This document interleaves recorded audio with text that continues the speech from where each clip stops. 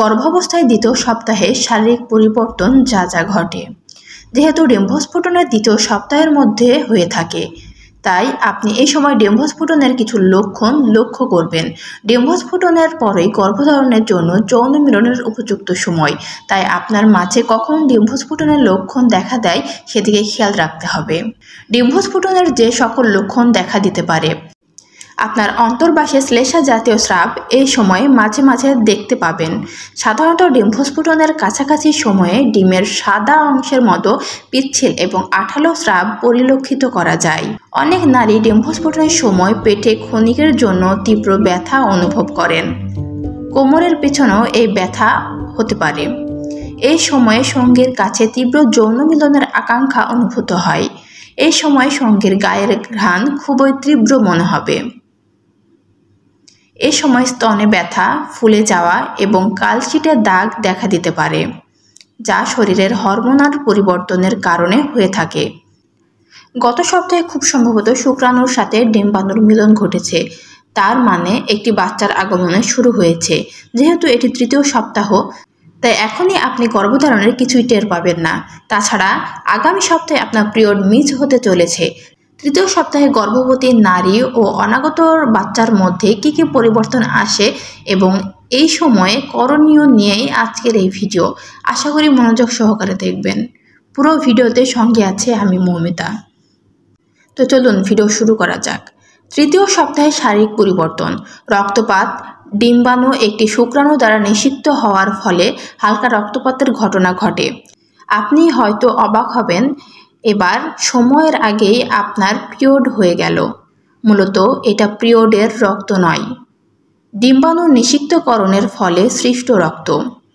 বমি বমি ভাব: গর্ভধারণের সাথে সাথে নারীর দেহে হরমোনের নিঃসরণ ঘটতে শুরু করে। এই হরমোনের প্রভাবের কারণে গর্ভবতীর বমি বমি ভাব বা বমি হতে পারে। স্তনের পরিবর্তন: গর্ভবতীর স্তনের স্পর্শকাতরতা বৃদ্ধি পাবে।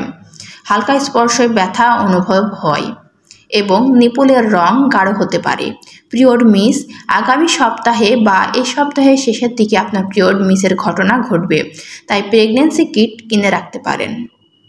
চতুর্থ সপ্তাহের শারীরিক পরিবর্তন: হরমোনাল পরিবর্তন সমূহের মধ্যে 4 সপ্তাহে গর্ভবতী হওয়ার সুখবরটি আপনি গর্ভাবস্থার লক্ষণগুলির আরও সাধারণ করে। তাই কোনো লক্ষণ ছাড়াই 4 সপ্তাহে গর্ভবতী হওয়া স্বাভাবিক। নিজেকে শক্ত করুন এবং বমি বমি ভাব, বমি সহ 4 সপ্তাহের গর্ভাবস্থায় যে পরিবর্তনসমূহ লক্ষ্য করবেন তা বিস্তারিত আলোচনা করা হলো। ব্লিডিং: আপনার গর্ভাবস্থায় হরমোন প্রোজেস্টেরনকে ধন্যবাদ দিতে পারেন। এই সময়ে মাসিকের ন্যায় ন্যাপকিন ব্যবহার করতে হবে না, কেননা এই সময়ে হালকা ব্লিডিং হতে পারে, যা আপনার উদ্বেগের কারণ বটে।